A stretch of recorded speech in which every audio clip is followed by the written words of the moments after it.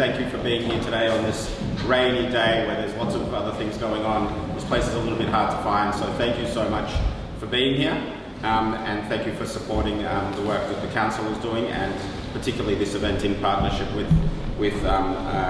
JCMA, Jewish Christian Muslim Association. And I also want to thank specifically Limud Oz who brought Ittay out. So thank you everyone for being here. Before we begin, as we always do, I want to acknowledge the Indigenous custodians of the land, the Kulin Nation here in Melbourne. I think specifically for this event, connecting to land is really important on the topics that I think Ittay will be talking about. So I want to specifically take a moment to acknowledge this land has never been ceded, and to acknowledge we're on the lands of the Kulin Nation. And as you all know, we're here to hear a very special guest, Ittay Flescher, who I've known since we were both very young, a little bit younger than we are now. We actually went to school together, so we've known each other for a while. Ittay has gone on to do bigger and better things since then. He now works for Kids for Peace, amongst other things, in Israel. He's been in Israel about 5 years, and he'll tell you his story in a minute. And I'll let him do the introduction of him and his topic, but the topic is called Jews, Muslims, Christians in Jerusalem, Stories of Peacemaking in the Holy City. So I'll pass it on to Ittay and he'll take it from here. Thank you very much. And thanks for the invitation. It's lovely to be here today. So as you can hear from my accent, I did grow up in Australia, and I've been living in Jerusalem for the last 5 years. I went there because it was raining too much here, so it seems like I made the right choice. Jerusalem, for those that haven't been there, has like 9 months of summer every year, and 3 months of winter. I feel like Melbourne is the reverse, like you have 9 months of winter and 3 months of summer. And the good thing about Jerusalem is it's on a mountain, and so in the summer it's hot, but at night, every night it gets cold. So unlike, more sort of muggy places around the sea, around Tel Aviv, where it's like humid all the time, Jerusalem has a great climate. So a little bit more about my story. So I was born in Israel. I grew up here from when I was 2. I went to a Jewish school. I was a leader in a Jewish youth movement as well, teaching Jewish students about their festivals, their identity, all of those sorts of things. And I was a high school teacher in Melbourne for 15 years. I taught religion and society. Do we have any teachers here, by the way? One. What do you teach? I don't teach anymore. But I have taught religion and society. Okay, so religion and society is a wonderful subject where you teach about, it's a BCE subject where you learn about all the different religions in Australia. And I also taught Jewish studies. I taught Aboriginal studies as well, doing dialogue between Jewish and Aboriginal students, and Hebrew and many other subjects. And then in 2018, I had long service leave, so I left for a year to go to Jerusalem, and then we extended it for a second year, and then you had that pandemic thing where you didn't let anyone in. Do you remember that? Yeah, okay. So I kind of got stuck there for a little while, and now I'm back for a visit for the Jewish New Year, which is next week, and then I'll go back to Jerusalem. So that's how I ended up to be here today. So what is Kids for Peace? So Kids for Peace is an interfaith youth movement for Jews, Muslims, Christians. We also have some atheists, some Druze, some Baha'i, we do get some other religions, but it's dominantly Jews, Muslims and Christians who live in East and West Jerusalem. And the aim of Kids for Peace is to empower youth to create more peaceful communities. We operate in Hebrew and Arabic. I speak Hebrew fluently. I've been learning Arabic for 3 years now, and I work with a co-facilitator who's Palestinian that speaks Arabic. So everything is facilitated for the kids in both languages. And the reason we operate in Jerusalem and perhaps no other place in the country is because of this divide. So until 1967, everywhere here that's West Jerusalem was part of Israel. Everywhere here that's East Jerusalem was part of Jordan. And in 1967, there was a war where Israel occupied all of East Jerusalem, and it occupied the land, but not the people. What that means is that the people who live in East Jerusalem are now residents of Israel, but they're not citizens of Israel. Anyone think what would be the difference between a resident to a citizen? A Kiwi in Australia doesn't have any medical. Yeah. I'd like to think you didn't have to pay taxes for that's wrong, but I'd like to think you did not have to pay taxes if you're only a resident in Melbourne. No, so residents pay taxes, residents get healthcare. I thought they Yes, but there's two things they don't get. They don't get passports and they don't get the right to vote.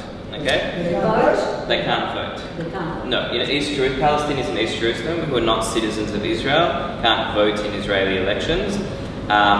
But Israeli elections don't really affect their lives in a very significant way. They also can't vote in West Bank elections because they don't happen, because they haven't happened for 17 years. They can't vote in Gaza elections either. So they don't have any sort of political representation. They can vote in municipal elections, which they choose not to.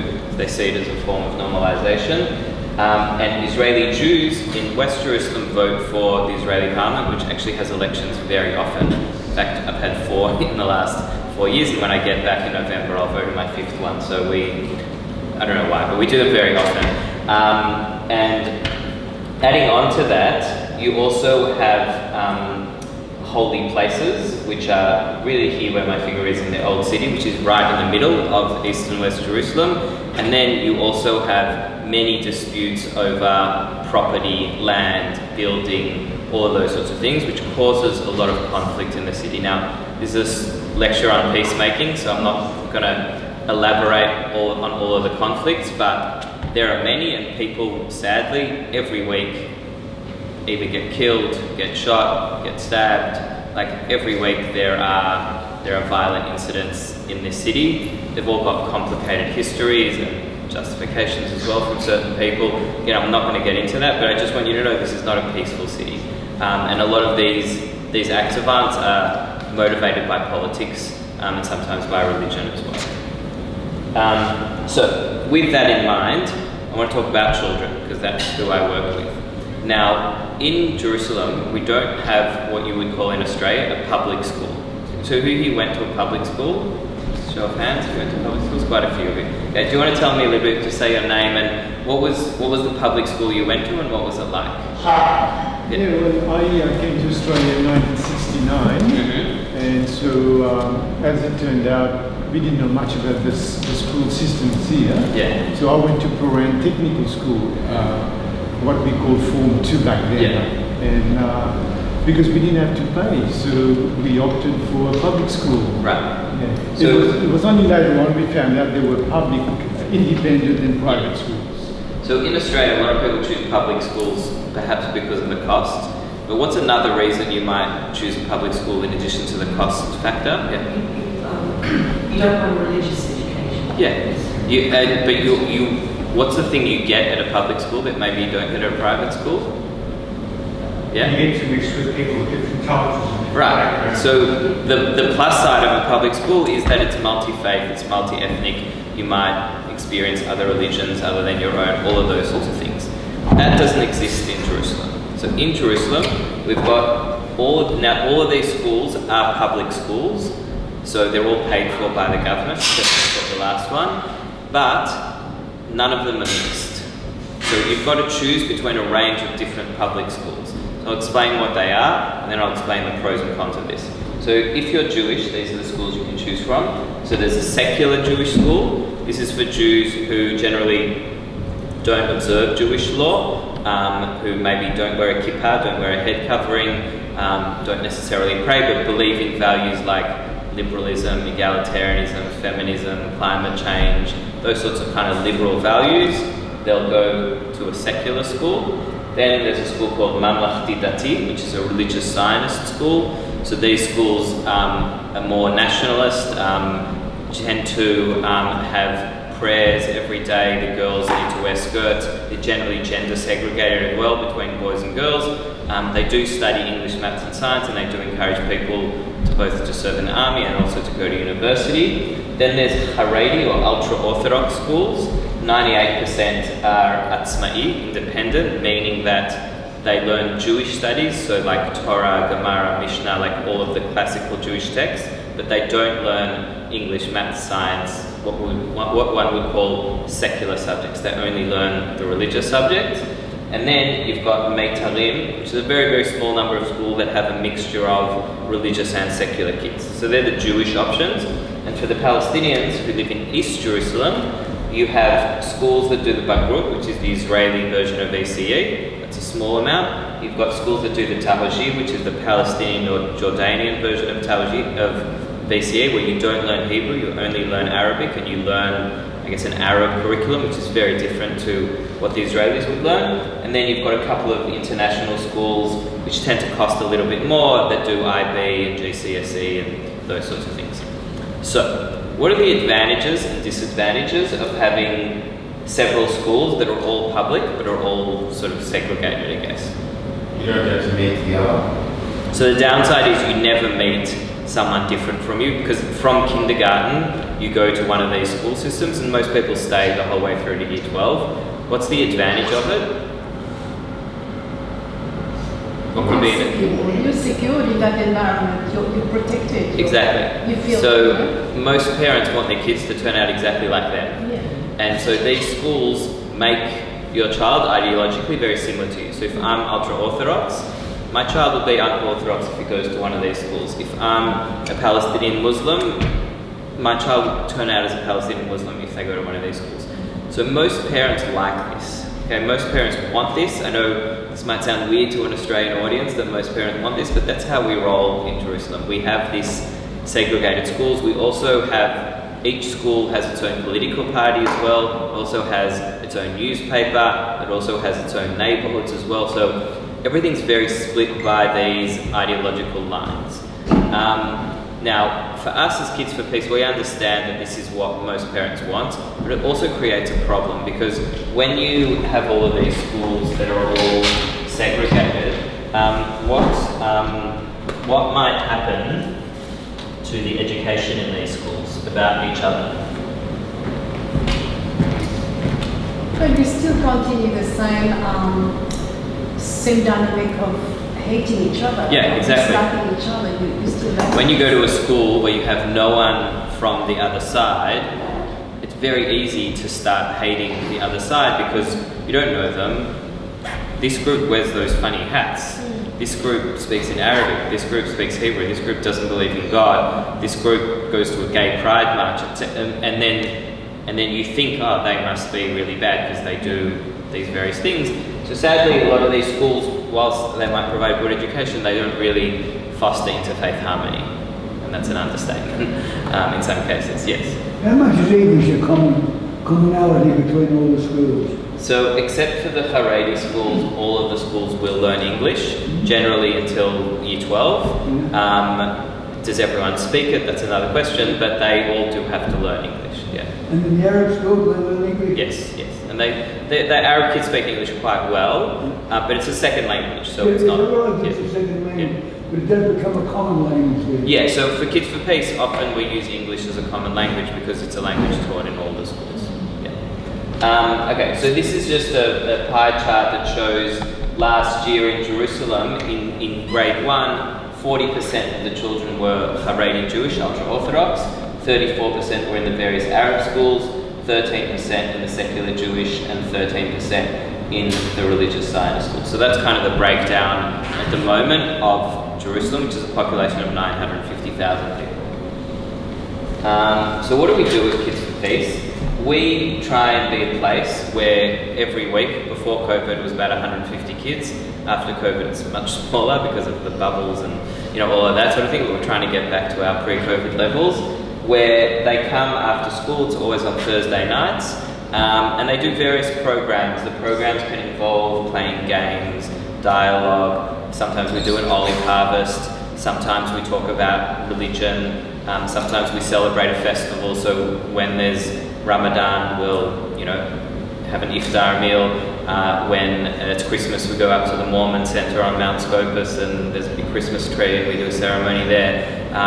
When it's Hanukkah, we give the kids donuts and dreidels, etc. Every festival has food, they like that. And the idea is through the religious festivals to get the kids to start talking to each other. Everything's done through translators that speak Hebrew and Arabic. And something else we do, and I believe we spoke to the Joint Journey from Jerusalem, for those of you who've done it, is groups often come to visit us from all over the world, politicians, interfaith leaders, and we also do like tours of the old city, or sometimes groups come to our office and like we'll get me and another staff member or two of the children to speak to the groups to tell them, you know, our stories and what we do and what we believe. Something else we do, this is again pre-COVID, is we go to Northern Ireland as well. We spend 5 days in Belfast. Anyone think why we take the kids of all places in the world, because it rains there even more than here, to Belfast? Similar dynamics. Yeah. What happened, what's the religious conflict that we're looking at there? Insane person. Protestant and Catholic. Yeah, Protestant and Catholic and the Troubles. And as you know, you can go all back to the Norman invasion if you want to pick a start date for that. Let's just say there was a lot of Irish people that were very happy when the Queen died, you know. And there was a lot of British people that were very sad, but they all live in the same city, and the Irish people in Belfast very much want to be free of the monarchy and of British rule, and then the Unionists very much feel connected to Britain. And during the Troubles, from the 1960s onwards, there was a lot of terrible violence in Belfast, in London as well. And in 1998, they signed a peace agreement called the Good Friday Accord. And something very interesting for us is that before they signed that peace agreement, they had a referendum on whether it would be accepted. And 71% of the people who live in Northern Ireland voted in favour of it. And we also had a peace process between Israelis and Palestinians called the Oslo Accord. And there was never a referendum about it, but if there was, I can guarantee it wouldn't have gone 71%. So often we think of why our peace process failed. Our leaders sort of came to some sort of agreement, but it didn't really lead to peace. If anything, it made the situation worse. Whereas in Northern Ireland, they had an agreement, and it's already 25 years now that it's held. It's stuck. I'm not saying everyone loves each other in Belfast. There's obviously big problems there still, but it's nowhere near as unsafe as it was 25 years ago. And I think one of the reasons why Northern Ireland was successful, because people invested in peacemaking. For over 20 years before the Good Friday Accord was signed, church groups, women's groups, youth movements were meeting almost like underground between, some very brave priests and ministers were doing the hard work to say, we don't want to live like this. This is enough. We don't want our children to go to a fish shop or to be walking in the street and have a bomb blow up, or for a policeman to get killed, or all the things that happen all in the bars. I don't know if you've seen the film Belfast that was recently out in the cinemas. It's not a way to live. So when we took the kids there, one of the things we did that was very powerful was there's a big Catholic festival called Fiel Fabal where they show movies and guest speakers and that sort of thing. And one of the things was a play. It was a play about an IRA bomb that had killed a Protestant woman's daughter, who was 8, sadly. And the play is all about this woman and her suffering and how the bomb sort of ruined her life by taking her child. And it's a very difficult play to watch. What was amazing, though, that this play about this Protestant woman suffering was put on at a Catholic festival. Everyone in the audience was Catholic, and at the end it got a standing ovation. And after that, the woman who the play was about got on stage and spoke about how it was seeing this. And I was trying to imagine, what would it be like if the Palestinian Authority put a play about, an Israeli being killed in Ramallah, and then a room full of Palestinians would applaud it. You couldn't imagine it, right? Or lehavdil, in Jerusalem, for the Jerusalem Theatre to put a play about, a Palestinian child killed by an Israeli soldier, and all of the Israelis in the room applaud the play. It would be, today it would be heretical to do, it just wouldn't happen. And for me, that was, I was trying to show the kids that's what peace looks like. When you can have empathy for the suffering of the other, even if it's caused by you, that's what peace is. And we're not there yet. We're a long way away from there, because our suffering is still ongoing, and we still have a very obvious state of inequality in Jerusalem. But that was part of what we try to do for these kids, because these kids don't have hope. They don't have hope that their lives will be any different from their parents or grandparents who've lived in this conflict for many years. And doing this shows them that perhaps another way is possible. We also do activities with technology, because technology is a very useful thing to have. So we teach them laser cutting, we do a lot of team building games. We get the kids to write messages about what they think peace means. Yeah. I was just going to ask, can you speak a little bit about the background of the kids in the group? Yeah, sure. So I'll just finish this and I'll say the background. So the kids talk about messages that they want to sort of project about peace. So this girl, Jana, she's a Palestinian Muslim. She goes to a private school in East Jerusalem, and she said, I don't know where I'm going, but I know I'm on my way. This was made by a Jewish child who wrote, nobody can bring peace but yourself. Another child who was Palestinian wrote, speak in my language, speak to my heart, which is an example of how for a lot of Palestinians the Hebrew language isn't just a neutral language, it's the language of their occupier. So when they hear Hebrew, they associate it with soldiers, with oppression, it's not just like words. And so she was saying that when she hears someone Israeli speak Arabic to her, even if it's broken Arabic or it's not the finest, most polished language, the words enter her heart a lot more than Hebrew or English. So that importance of knowing the other person's language as a form of bridge building. In terms of, just to answer your question, where the kids come from, so they come from different neighbourhoods. The Palestinians could be in Beit Safafa, Beit Hanina, Shuafat, the Israelis from Baka, Katamon, those sorts of neighbourhoods. They're generally more middle class kids. They're generally kids who have parents that believe in what we do. We don't take any kid without doing an interview first. So the child has to do an interview and their parents have to do an interview as well, because what we're doing is sensitive and, let's just say, not necessarily supported by everyone in Jerusalem. Unlike other youth clubs, we want to make sure that people are there for the right reasons. And if they're there for the wrong reasons, or maybe they misunderstand what we do, then we tell them this is not for you. So I take it from that you have a very small Haredi. There are no Haredi. So we co-ed. We run for boys and girls together. You can see in this picture here that there's boys and girls there.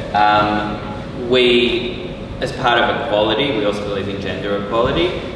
Not everyone believes that, but for us it's important to have boys and girls together. But for a lot of parents in Jerusalem, that's a non-starter to have an after-school program that's co-ed. Again, I respect that, but our philosophy is that we'll have boys and girls together, so that limits the Haredi from coming to some extent. Yeah. No, just note from your earlier slide, Haredi schools are the majority. Yeah. No, but they don't come to this. No. Inshallah, one day they will, but not yet. Yeah. And on that note, what's the origin of the organisation at all? How did it start? Yeah. So it started in 2002 during the Second Intifada. That was a time when there was a lot of violence in Jerusalem and also in Jenin and other places in the West Bank. And there was a Christian minister, Henry Ralph Kaas, who worked at the St. George's Church, and he got funding to take 12 kids to a summer camp in Texas, of all places. And he took 12 kids, they were all in Year 7, to Texas, 4 Jews, 4 Muslims, 4 Christians. And it started as just a summer camp program. So kids would go every summer, 12 kids, and do this dialogue in Texas. And then over the years it's evolved to, we still have summer camps, but we also have this year-round program as well. Okay, something else we do is we send the kids to Washington to talk to members of Congress. Can anyone think of why we would do that? Why take them to Congress? So something positive from Israel? Yeah, because in Congress they talk about Jerusalem a lot. I'm not going to get into politics now, but they don't always say things that are accurate about Jerusalem, because they don't know people who live there. They don't know kids who grew up there. They see Jerusalem as a symbol. It's often a bit of a political football. I know even in Australia there was a debate under Scott Morrison about moving the embassy from Tel Aviv to Jerusalem, which has an impact on people who live there and changing those statuses. And so we believe it's important for decision makers to hear from people who live in Jerusalem before they make those decisions. So that's why we have that delegation. And then in 2020, because of COVID and also some financial reasons, we merged with another peace organisation called Seeds of Peace. So Seeds of Peace operates in every country that's white. So India, Pakistan, Jordan, Egypt, Israel, France, the US, Canada, etc. So we are now part of a global movement with 42 staff that's operating in all of these different countries, which also gives us a bit more power as instead of being an organisation just with 3 people, we're now, we're like a Jerusalem branch of a much bigger organisation. And the reason I mentioned Seeds of Peace, which maybe is a bit more well known than Kids for Peace, is because Seeds of Peace started with the Oslo Accords. So in 1993, when Clinton and Rabin and Arafat signed the first, attempted peace agreement between Israelis and Palestinians, moments later on the White House lawn, all of these children behind them are in our youth movement. And you can see them here all holding t-shirts that say Seeds of Peace. And the idea was that the kids on this summer camp were meant to grow into peace. They were born into war, and they were the seeds that would one day, not fight and, live in peace. That sadly didn't happen. In fact, sadly, one of these children is a Palestinian that was actually killed in a demonstration wearing a Seeds of Peace t-shirt. But thankfully, most of our children do enjoy our summer camps and do appreciate the dialogue and the opportunities that come from meeting one another, but it's not simple because they come back to a very complicated political reality that's not reflected in the camp. The camp is sort of the dream, and real life is not that. In our education program, which I coordinate, this is a photo for our kids in Jerusalem. I sort of write the curriculum, and then each week we have youth leaders called Mulshidin. That's Mulad there, one of the youth leaders. He's 17, the kids in the circle are 14 and 15. And the youth leaders who were participants then become the educators. The reason we do that is, as you know, a lot of you know a lot of information, but the best way to know the information you know is to teach it. Because as soon as you have to start teaching something, you have to think, how do I explain equality? How do I explain justice? How do I explain this religious belief? And that's very different to just having, I've read a book about it, I know it. Because once you have to explain it to someone else, you have to really think about what's the key point of that idea and how do I express it in a game, in a song, in a movie, in those sorts of things. And so that's what happens in the education program.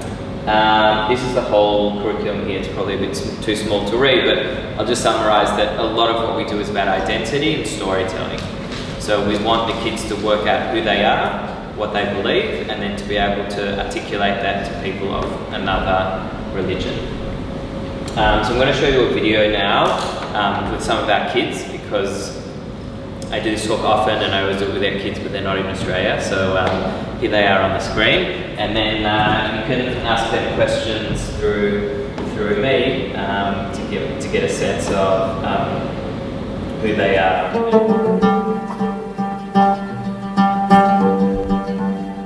أنا اسمي جنى حشيم، عمري 17 سنة وأنا مسلمة فلسطينية.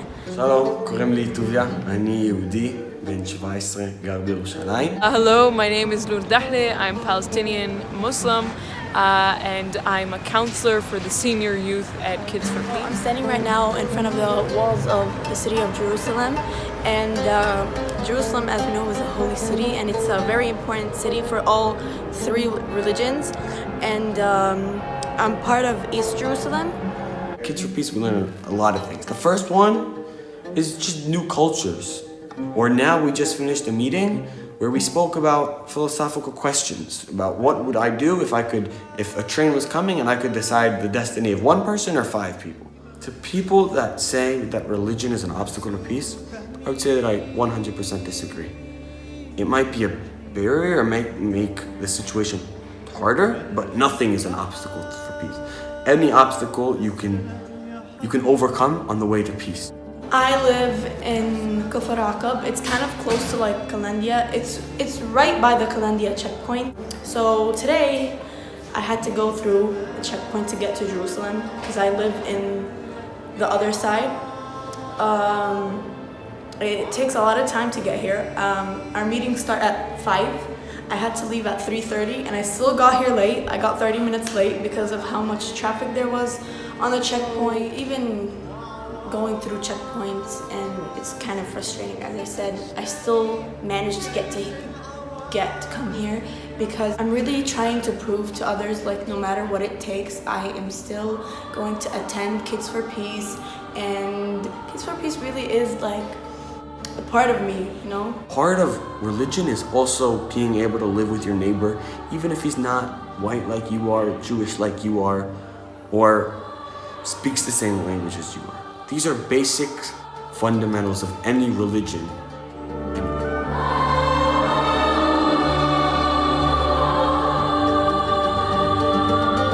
زمن السلام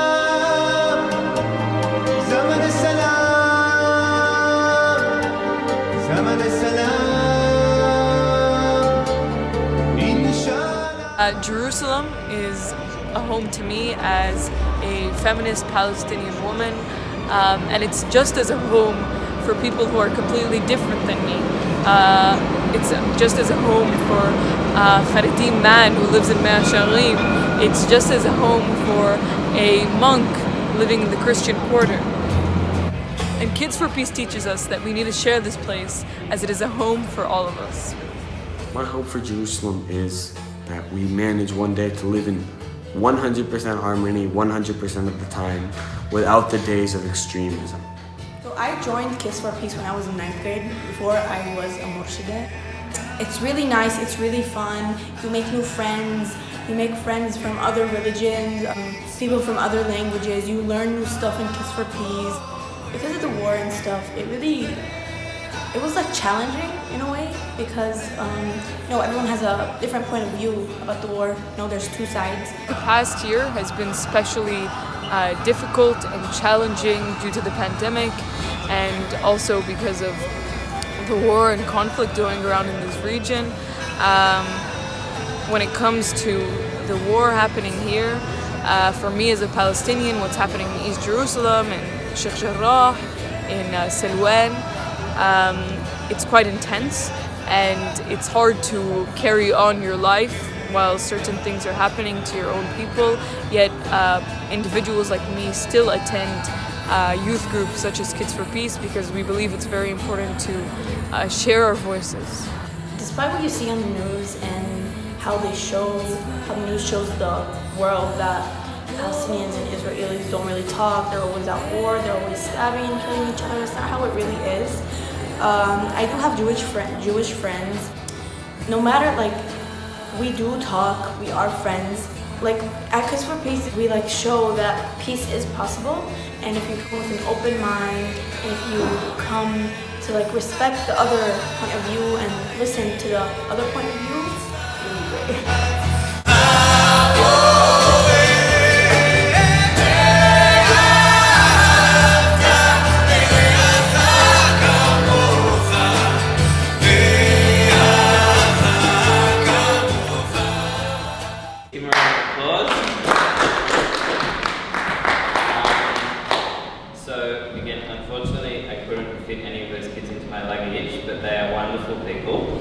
And I wanted to know if you could ask them a question about what you heard there. What would you want to ask them or know about, or did anything they say surprise you, amuse you? I just want to ask you, is it supported by the government financially, or is it you have to go out and... Yeah, so it's not supported by the Israeli government or the Palestinian government.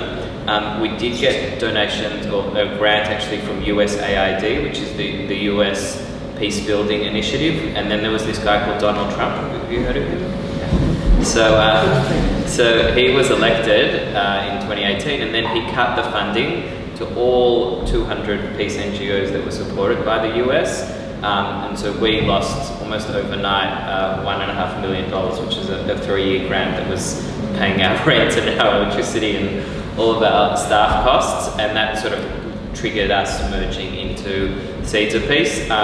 We now exist off private philanthropy, mainly from people in the US, certain foundations, some European grants that we get here, small grants, but it's not my job, I work in education, but we have another person in the organisation that just does fundraising for various organisations that support peace building. Yeah. So you said it started in 2002 or so. Yeah. So there must be graduates of the program. So have they gone into anything political? Or have they, has what they've learned at Kids for Peace sparked anything beyond, in their adult life? Yes, so some of them are working in politics, working in NGOs, working in other peace organisations. A few of them actually work with us now, like some of our junior staff are our graduates. One of our staff did this wonderful initiative around menus. So in the Israeli side of Jerusalem, in West Jerusalem, when you go to a restaurant, most menus are in Hebrew and English. But if you're Palestinian and you don't speak Hebrew or English, you go up to the restaurant, there isn't a menu in your language. So they did this project where they went to West Jerusalem restaurants and they said, we will translate for free your menu into Arabic. We'll get a graphic designer, we'll make it nice, and we'll put a sticker on your window in Arabic that says, Palestinians are welcome here, the menu is in Arabic. And they did it for about 40 restaurants. And it was quite a big project. And it's a very small thing to say, what can we do to make someone else welcome here? And for them, they couldn't do something political, but this menu thing was an example of that. Another example is in West Jerusalem, on the Israeli side, there are 4 cinemas. In East Jerusalem, there are no cinemas. So if a Palestinian child wants to watch a blockbuster US film, Finding Nemo, Spider-Man, whatever, they have to watch it either, it's always usually in English and dubbed into Hebrew, or in English with Hebrew subtitles. But if they don't speak English or Hebrew, again, they can't watch the film. So we also did a campaign where we lobbied cinemas to show films with Arabic subtitles or Arabic dubbing in West Jerusalem, because again, that's where Arabs go to see movies, so we could watch films together. So, which is such a basic cultural thing to do, to watch a film together. But imagine you live in a city where no movies are shown in your language. What does that make you feel about the city, especially if you want to watch a movie,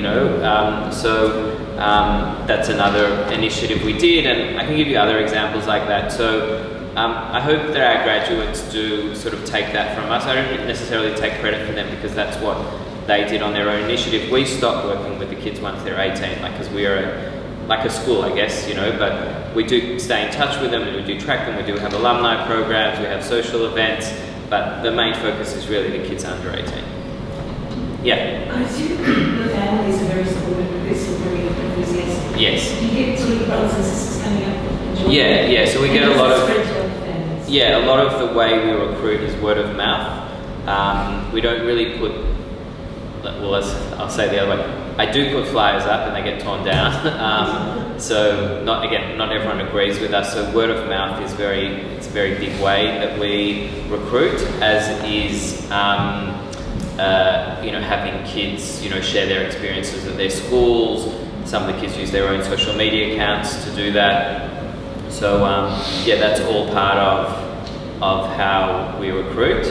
But it's it's always a challenge, but we, from little things big things grow, as we say here in Australia. Something else that I want to mention is we are part of a bigger network called ALMEP, which is the Alliance for Middle East Peace. That network has 160 different peace NGOs in it. So if you're interested in learning more about peacemaking in Israel Palestine, I suggest looking up the ALMEP website, and then you can read about all of these different peace organisations. Some of them bring people together through medicine, through healthcare. Some bring people together through schools. There's a group called Rabbis for Human Rights that is more religiously orientated, etc. And there's lots of wonderful organisations there that are in this peace building field. So even though each one of us is small, 3 to 5 staff, I'd say, together we have quite a significant impact. I'll sort of stop there and take a few more questions now before I finish with one more quote. But I do always like to end my presentations with this quote by Neil Postman, who was an educator, and he said, "Children are the living messages we send to a time we will not see." And the reason that quote, I guess, gives me hope is I'm not particularly optimistic that there'll be peace anytime soon, or perhaps not even in my lifetime, but I am optimistic that, you know, I and the rest of my team, we've educated thousands of children to be messengers of hope and of change for something different in the future, and to me that's the least I can do. So thank you very much. And yeah, any questions, comments? I'm happy to get. I guess, I mean, even taking this quote,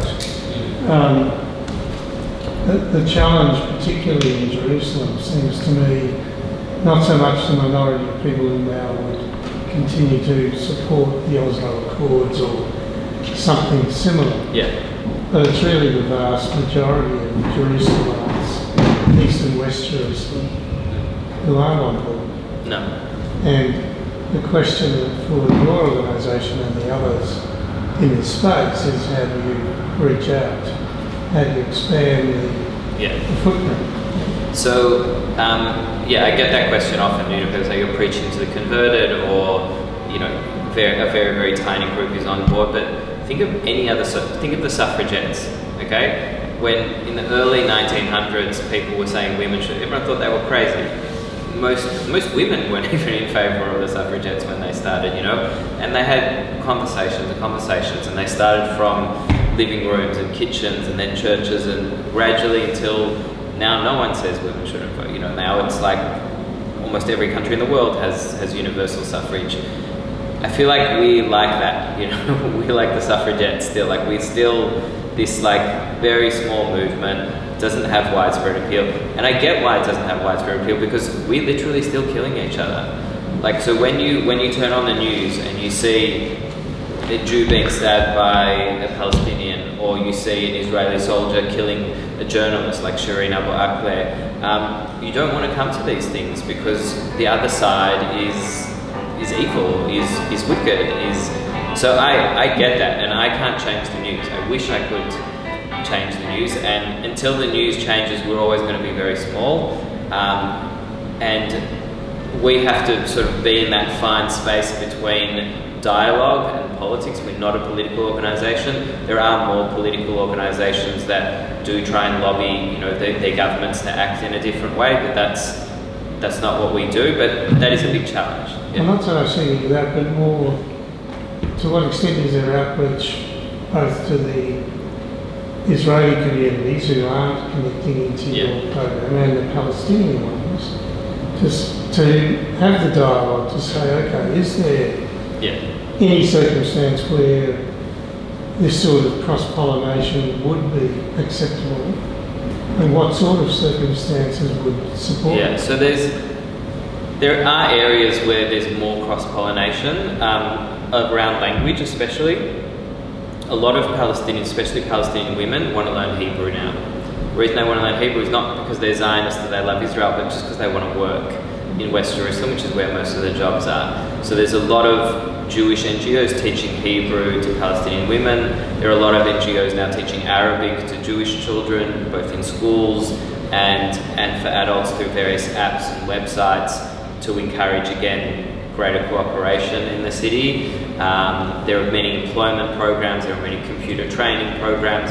All of these programs don't have the word peace in their title, but they're trying to do that. So it really depends what you're looking for. If you're looking for a good news story, I can give you one every day. If you're looking for a bad news story, I can give you one every day as well. So it's just whether you want to be glass half full or glass half empty. We have days where we also think what we're doing is a waste of time. I'm not going to lie. Like, we also have days where we think this is beyond us. But then you don't have. To me, I say, well, what's the other option? You know, if I'm going to live in this city and I don't want to see this violence continuing forever, I have to find some way to make a difference. And for me, this is my small difference. The anthem of Israel is called Hatikva. Maybe Alex, do you want to read the words in English? Yeah. Israel's national anthem. As long as the Jewish spirit is yearning deep in the heart, with eyes turned towards the east, looking towards Zion, then our hope, the 2,000-year-old hope, will not be lost, to be a free people in our land, the land of Zion and Jerusalem, which is very Jewish. Yes, so that is, a lot of the Jewish children would have that hope. It's literally their anthem, to be a free people in our land. This is a poem by Mahmoud Darwish where he expresses the Palestinian hope. We Palestinians suffer from an incurable disease called hope. Hope for liberation and independence. Hope for a normal life where we shall be neither heroes nor victims. Hope to see our children go to school without danger. Hope for a pregnant woman to give birth to a living baby in a hospital and not a dead child in front of a military control post. Hope that our poets will see the beauty of the colour red in roses rather than in blood. Hope that this land will recover its original name, Land of Hope and Peace. The poems are not that different from each other. No. You know, both of them are talking about what happens to them when they don't have hope or don't have the land, and you know, that desire for life to be better one day. And hope is a very powerful force for change. Hope can be destroyed very easily by bad politics, and I think there's lots of examples of that all over the world. But part of what we're trying to do is to keep hope alive in an environment where there isn't a lot of that. Unlike oil, you know, hope is not a product we have a lot of in the Middle East. Yeah. Any other questions? Yeah. I think the Israelis are always portrayed as this, you know, occupiers and bad people, especially the UN. You know, they always. There's so many Palestinians in the Knesset, and so many Palestinians doctors. They go to universities, and this is not as well known as the bad things. Can that be? I know this is what you're doing, trying to overturn that and bring out the positives, which I think are so important. Yeah. So we talk a lot about social media as well, because social media, for those of you, especially if you're on TikTok or Instagram, which is what most kids, that's how they get their news now. Okay, they don't go to newspapers anymore. And the way these algorithms work is once you like something, you get more of what you like. So if you like something particularly nationalist or particularly extreme, the news you'll get will be nationalist and extreme, and you'll only see the things you like. You'll never see news stories that you don't like, because people tend to leave the apps when they get news stories they don't like. So everyone sees, you know, you could be a Palestinian, your social media will be full of Israelis doing horrible things to Palestinians. And if you are on Israeli social media, you'll be the opposite. You'll be full of, you know, terror attacks against Israelis and shootings and stabbings and all of these sorts of things. So yeah, we encourage the kids to, they won't get off social media because they're addicted to it, but to use it with a critical eye, to understand where these things come from and why these things are posted there. We encourage them to read the social media of the other side as well, which is something they don't always do, because that's really important to having that fuller picture of the situation. It would be remiss of us at the Council of Christians and Jews to not ask you about Christians. Yeah. And do you work with Christians at all? Yeah, so like the kids in this picture, where was it, here. So about a third of the kids are Christian here. Christians in Jerusalem are overwhelmingly Palestinian. There are some Christian Israelis, but it's very, very rare. So Christians and Muslims often go to the same schools. In fact, a lot of our Muslims girls go to a Christian school called Rosary Sisters in Beit Hanina, because it's a good private school. But it's weird, it's like a Christian school with like 90% Muslims. So in the religious education classes, the Muslims, you know, would learn about Islam, and Christians would learn about Greek Orthodox is the dominant expression of Christianity in Jerusalem. There are some Catholics there as well, and yeah, that is very much, you know, part of what they do. But generally, they've got a strong, I guess, Palestinian identity as Christians than they would because they're speaking Arabic. Any other questions? I just want a question about the personalities of the students that come in. Is there a common theme? Can you see that there's a type of person that can engage in this work? Yeah, they're kids who are curious, I guess, because it's not an easy thing to come to this. You have to confront confront a lot of questions about yourself, about your identity, about who you are. You have to be quite mature, and it's not an easy thing for everyone to do, but it's not for every kid, you know. So for the kids that come, have thought about this and believe in it, and I think that's really important that they come there. I will finish off by saying that this is a quote that I saw in Belfast on the wall of a pub, of all the places, and the quote says, "A nation that keeps one eye on the past is wise, a nation that keeps two eyes on the past is blind." And the reason that quote was, I don't know if it was written by a Catholic or a Protestant, but I think it's a very wise quote, because I feel like we in Palestine and Israel are very good at keeping two eyes on the past. Like, we all remember the suffering we've endured at the hands of the other and why we want revenge and justice for that. And sometimes we forget to forgive, and we forget to have one eye on the future as well. And I think that's what peace is. It's remembering the past and mourning the losses, but it's also having one eye to the future to hope for a better day where we live in a different place. And this wasn't written on the wall during the Troubles. This quote only appeared on this pub, it's called the Carrick in downtown Belfast, after the Troubles ended. And I think there's a lot of wisdom in that.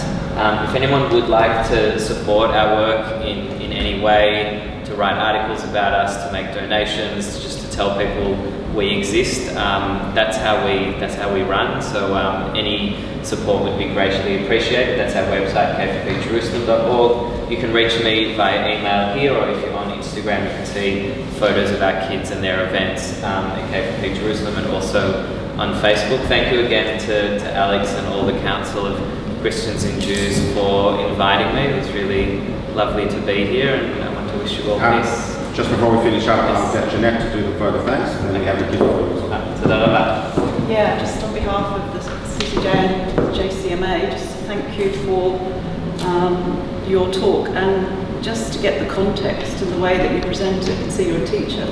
Fabulous way that you present really complex things in a way that's easy to understand.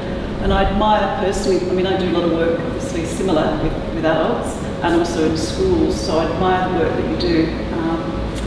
And I vote appreciation from everybody here that you do that work. Because again, sometimes you don't get much sense of having an achievement, but you still maintain that sense of you know where you're going and you keep that vision. Yeah. And so I think everybody thanks you for that. It's an important job that you're doing, and we applaud you for it. So thank you. Thank you.